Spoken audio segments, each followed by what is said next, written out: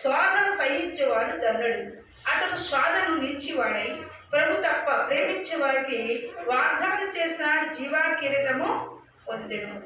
జీవా కిరీటం అంటే పొందము చూడండి, ఆత్మ కిరీటం.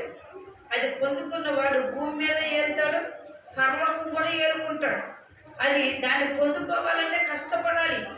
కష్టపడాలంటే ప్రార్థన చేయాలి, వాక్యం చదవాలి, దేవుని వెంబడించాలి.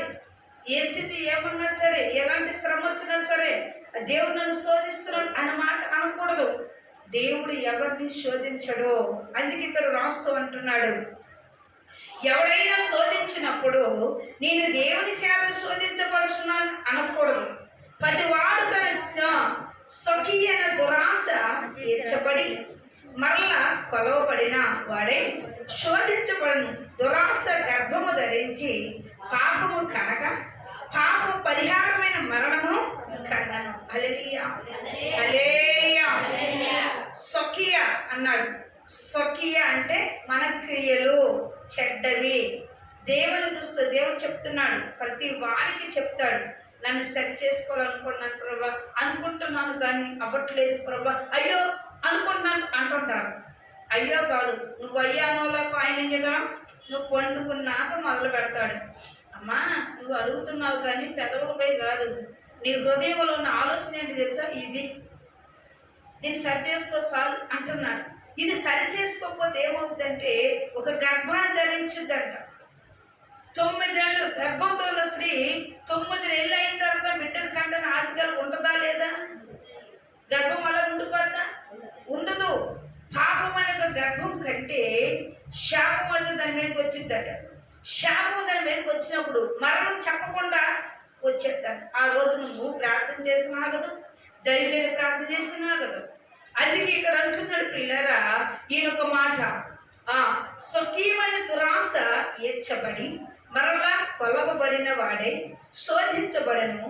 దురాశ గర్భము ధరించి పాపమును కనుక పాప పరిహార మరణము దేని నిమిత్తం కనును? పాప పరిహారమైన నిమిత్తమే మరణము కనును. మరి మరణము అనేది ఎప్పుడైనా మనం చూస్తే ఒక మాట రాయబడింది. మామూలుగా అందరికీ వచ్చిన మరణం వేరు. స్వకీయ చేత వీర్చబడి కొలవబడి అన్నాడంటే త్రోసి ఒక దానిలో వేసి తూస్తే, ఎవరు అమ్ముదాకు వచ్చారు అనుకోండి, ఏ వస్తువు అయినా చూసినప్పుడు దేనంక చూద్దాం, కాటా ఎందుకు చూస్తాం, సమానంగా ఉందో లేదైనా చూడండి, దేనంక చూస్తాం అమ్మా. మళ్ళా ఇంకా చెప్పాలి, ముళ్ళు చూస్తారు ఒకడు, కాటం చూస్తారు ఒకడు. ఇంకా మీకు తెలియాల్సింది ఇంకోటి ఉంది, రాయ అన్ని రకాలుగా ఉంటుంది కానీ కోత రాయి ఉంటుంది. అలికించరే? మరి అర కేజీకి ఎన్ని గ్రాములు? 5 గ్రాములు. 500 గ్రాములు. కేజీకి 100 గ్రాములు. 100 గ్రాముల్లోని 30 గ్రాములు కలిగిన ఒక రాయ కోతరాయి తెచ్చి పెడతాడు. కోతరాయ వేసిన తర్వాత దానికి చిన్న మట్టి గడ్డో ఏదో పడేస్తాడు, చిన్న రాయి ముక్క పడేస్తాడు. ఎవరిని అడిగారు అనుకోండి, ఏంటి దాని బదులు ఇది వేసానండి మీకు తెలియట్లేదు అంటాడు. ఆ కొరతలో ఎంత ఉంటుంది అంటే అది కొంచెం నిలవ అతను కనబడదు. 10 మంది అమ్మునప్పుడు ఆ 10 మంది మీద నిల్వ 1 కేజో కేజీన్నర అతను నిల్వ ఉంటుంది. చూసేవాడు పై ముల్లే చూస్తాడు తప్ప తరాజులు ఉన్న రాయిని చూడ్డం. ఇక్కడ స్వకీయను చూసేవాడు త్రాసేశాడు, తుయ్యడం మొదలు పెట్టాడు. ఆయన హృదయ అంతరంగము చూస్తున్నాడు కానీ నువ్వు పై రూపం చూస్తున్నావు. నేను తెల్లసీర కట్టా, మందిరంలోకి వెళ్ళా, నిరంతరం ప్రార్థన చేయ, నాకేంటి కొత్త, నా దేవుడు ఎందుకు చూడు అనుకుంటున్నావు. కానీ ఆయన ఎక్కడేశాడు? నీ కాడే త్రాసేశాడు. అందుకే ఇక్కడ అంటున్నాడు, స్వకీయ దురాశ ఎచ్చబడి మరలా కొలవబడిన వాడై శోధించబడును. ఎలా? ఆయన కొలిశాడు, ఆ కొలతో సమాన భాగానికి నచ్చినట్లు ఉంటే దాన్ని హెచ్చించలేక మళ్ళీ కృపిస్తున్నాడు. హల్లెలూయా, హల్లెలూయా. దాని యందు ఎప్పుడైతే ఆ స్వకీయ చేత వీర్చబడినవాడై ఉన్నాడో తన కృప తలగముందు శోధన శోధన శోధన. దేవుడు కృపించాడు కానీ నాకు ఎప్పుడు ఈ శోధనలే అసలు నీకు ముందు మెయిన్ ఏం తెలియట్లేదు? తవా చేసి చూశాడు కదా, తోకల్లో ఉన్న రాయి తెలియట్లేదు. నువ్వు ఎలా కనబడుతున్నావు ప్రియులరా? మరి 500 గ్రాములు రావాల్సింది, మరి ఇక్కడ రావాల్సింది తూకం తక్కువ వస్తుంది ఆయనకి. ఆయన చూస్తున్నాడు, ఎప్పటికప్పుడే చూస్తున్నాడు, ఏ పూట కాకుండా చూస్తున్నాడు. నువ్వు దానిని హెచ్చింప చేసుకున్న వాడై ఉండాలి. హల్లెలూయా. అందుకే ఇక్కడ అంటున్నాడు, ఎవరిని శోధించనేరడు. ఇవి నీ స్వకైన చేతే కానీ ఆయన ఏమి నిన్ను శోధించట్లేదు. ఆయన హెచ్చించాలని అనుకుంటున్నాడు, నిన్ను బలపరచాలనుకుంటున్నాడు, నీకు ఇంకొక గుర్పు ఇవ్వాలనుకుంటున్నాడు. నువ్వు ఒక తలంతుతున్నావు, ఇంకొక తలంతు నీకు ఇవ్వాలనుకుంటున్నాడు. కానీ నువ్వేం చేస్తున్నావు తెలుసుకోలేకపోతున్నావు కాబట్టి ఆయన చూస్తూ ఉన్నాడు. అది ఏం చేస్తుందంటే తెలియకుంది కాబట్టి దురాశ గర్భం దాల్చిందంట. ఇప్పుడు ఎక్కువైపోయింది, శాఖం ఎక్కువైనది. ఎప్పుడు నాకు ఈ సాధనలే, ఎప్పుడు రుణాలలో ఉంటాను, ఎప్పుడు చూసినా మరి నా ఆలోచన ఏంటో కానీ ఎందుకు ఇంత బాగా దేవుడు నన్ను శోధిస్తున్నాడో, ఇంకా ఎందుకు శోధిస్తున్నాడు? దేవుడు శోధించడు ప్రియులారా, నీ సఖీయులు అన్నాడు. దేవునితో ఉన్న బిడ్డలు కనుబొమ్మలు వేయకూడదు, జుట్టులు కట్ చేయ, శాపం లిప్టిక్ వేయకూడదు.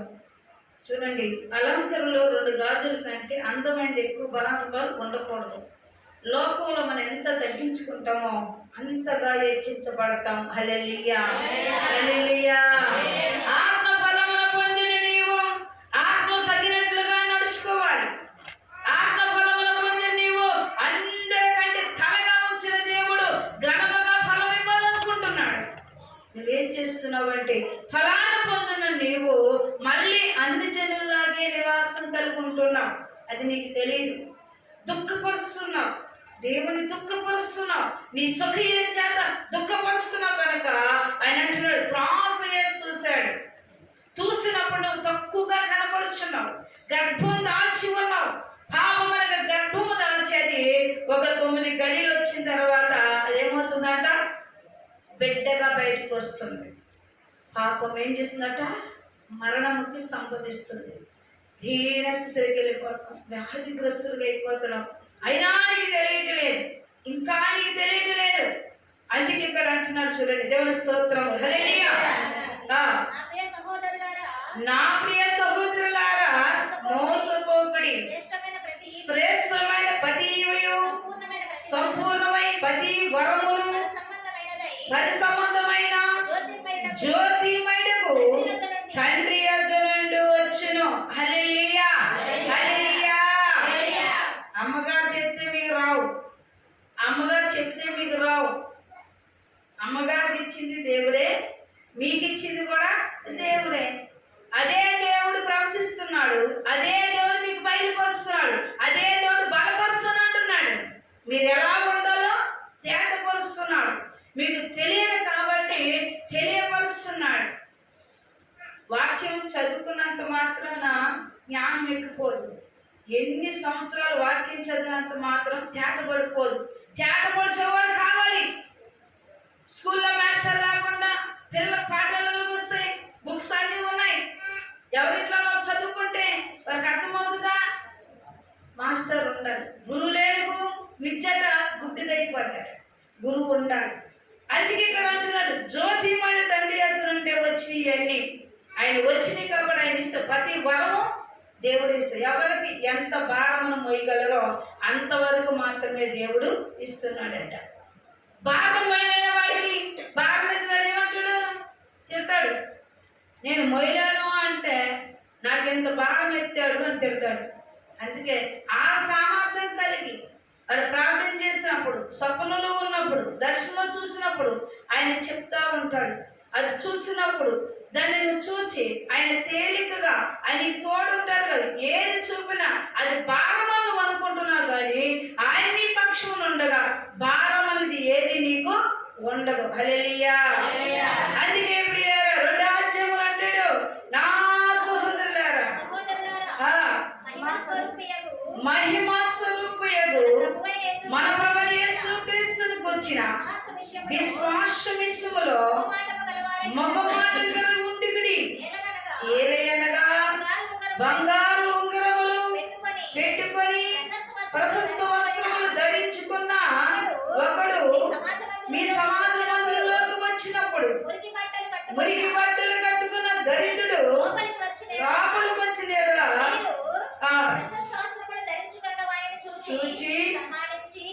నీవు ఇక్కడ మంచి స్థలమందు కూర్చుండమని చెప్పి ఆ. ఆ దరిద్రునితో నీవు అక్కడ నిలువుము, ఆ. లేక ఇక్కడ నా పాదపీఠమునకు దిగువన కూర్చుండమని చెప్పిన యెడల. హల్లెలూయా. హల్లెలూయా. చూడండి, ఇక్కడ ధనవంతుడు ఒకలాగా దరిద్రుడు ఒకలాగా ఈ మందిర ప్రారంభంలో మీకు వచ్చినప్పుడు మంచి వస్త్రాలు కట్టించుకున్న వాడికి కుర్చీ, వస్త్రాలు వాడికి ఒక చిక్కోట్లు వేసుకుని వచ్చిన వాడికి ఏమి లేదు బయట కూర్చోనన్నట్టు దూరం కూర్చోబెట్టి అంటువ్యాధిలాగా అక్కడ కూర్చోబెడితే దేవుడు మిమ్మల్ని హెచ్చరించాడు. సమాన పాలుగా పుట్టించాడు దేవుడు. ఎవరికైనా 9 నెలలకే బయటకు వస్తాడు. ఎలాంటి క్యాస్ట్కైనా 9 నెలలకే బయటకు వస్తాడు. ఇక్కడ నీకు ఒక రక్తం నాకు ఒక రక్తం పెట్టలేదు. ఇక్కడ కుల భేదం వస్తుందా? లేనే లేదు. ఇక్కడ కులం అని చెప్పుకోవడం కూడా లేదు. అందుకే ఇక్కడ అన్నాడు, నువ్వు ఎలా ఉండాలి అంటే నా ప్రియ సహోదరుల మహిమా సర్వలో దేవుడు యేసుక్రీస్తును గురించి విశ్వాసం విషయంలో మోసపోవాడై ఉండికిడి. మోసకరమైన వాడిగా నువ్వు ఉన్నావనుకో, నీకు నువ్వు మోసం చేయబడుచుంటావు. నీకు తెలీదు, వాళ్ళ గురించి నేను అనుకుంటున్నావు, కానీ నువ్వే మోసపోతున్నావు. నిన్ను చూస్తున్న దేవుడు నువ్వేమి చేస్తున్నావో చూస్తూనే ఉన్నాడట. అందుకే వాక్యం సెలవిస్తూ ప్రియులారా ఇలాంటూ ఉన్నాడు, నీ మనసులో వేదం పెట్టుకొని మీరు దురాలస్సులు విమర్శన చేయని ఉన్నారు కారా. నా ప్రియ సహోదరులారా ఆలకించడి. ఈ లోక విషయములో దరిద్రులైన వారిని విశ్వాసమందు ప్రేమించిన వారికి వాగ్దానం చేసిన రాజ్యములకు వారసులుగా దేవుడు ఏర్పరచుకోలేదా? హల్లెలూయా. హల్లెలూయా. ఇప్పుడు ఎవరు దరిద్రులు? విశ్వాసులు ఉన్నవారు. దేవుని ఎమ్మడించిన లాజరు గొప్ప ధనవంతుడు. ధనవంతుడని చెప్పుకొనొచ్చు, భోగములు అనుభవించచ్చు, శ్రేష్టమైన పదార్థాన్ని వేసిల్లో కొనుక్కున్నవాడు. తనకు కొడుకు దినం మరణం వచ్చింది. మరణమును వెలుచున్న ఆకాశం భూమికి మధ్యన ఆత్మ తిరుగుచుందట. కానీ లాజరు ఆత్మ ఎలా వెళ్ళింది? చేతుల మీద పట్టుకొని ఆ పరలోక రాజ్యాన్ని తీసుకెళ్లాడట. ఇతను ఎందుకు ఇలా వెళ్ళాడు? నా కుక్కలు నేను వేసిన ఎంగిలాకులు ఆ ఆకుల మీద మెతుకులు వేరుకొని తిన్నాడు. అతను ఒక పక్క తింటూ ఒక పక్కన కుక్క నాకేది. తన శరీరం అంతా కురుపులతో ఉంటే ఇతను తిరుచున్నప్పుడు ఆ కుక్కలు వచ్చి ఆ కురుపులు నాకేది. అలాంటి వాడికి ఇంత భాగ్యం ఏంటని చూచాడట. మరి ఇప్పుడు ధనవంతుడు ఏమై ఉన్నాడు, దరిద్రుడు ఏమై ఉన్నాడంటే దరిద్రుడే ధనవంతుడై ఉన్నాడు. హల్లెలూయా. హల్లెలూయా. అందుకే ప్రశస్త వస్త్రములు కట్టిన వారు మాత్రం మీరు సన్నతించకండి. ఆత్మస్వరూపణ దేవుడు దీనులను దరిద్రులను లేవనెత్తి వాడై ఉన్నాడు. పెంట కుప్పల మీద ఉన్న వారిని ఏరి పట్టుకొచ్చిన వాడై ఉన్నాడు. మీరు ఎలా ఉండాలి అంటే సన్నతించి గ్రహించేవారు ఉండాలి. ఆయన ఇచ్చిన కృపను బట్టి జ్యోతిమడైన కృపనిచ్చున్నాడు కదా, ఆ కృపను మీరు తేరి చూడండి. చూచినప్పుడు వారి హృదయములప్పుడు చూసినప్పుడు దేవుడు వాళ్ళని ప్రేరేపిస్తే మీరు ఆయన సన్నతించండి. ఎవరో వచ్చి ఒకవేళ భాగ్యమంతులు చెప్పుకుంటే పెద్ద కుర్చీ చదివేయకండి. కుర్చీలు వద్దని దేవుడు చెప్పట్లా. మీరు ఈ భాగ్యాన్ని చూసి మురిసిపోయి దాన్ని బట్టి మీరు అత్యేశపడకండి అన్నాడు. హల్లెలూయా.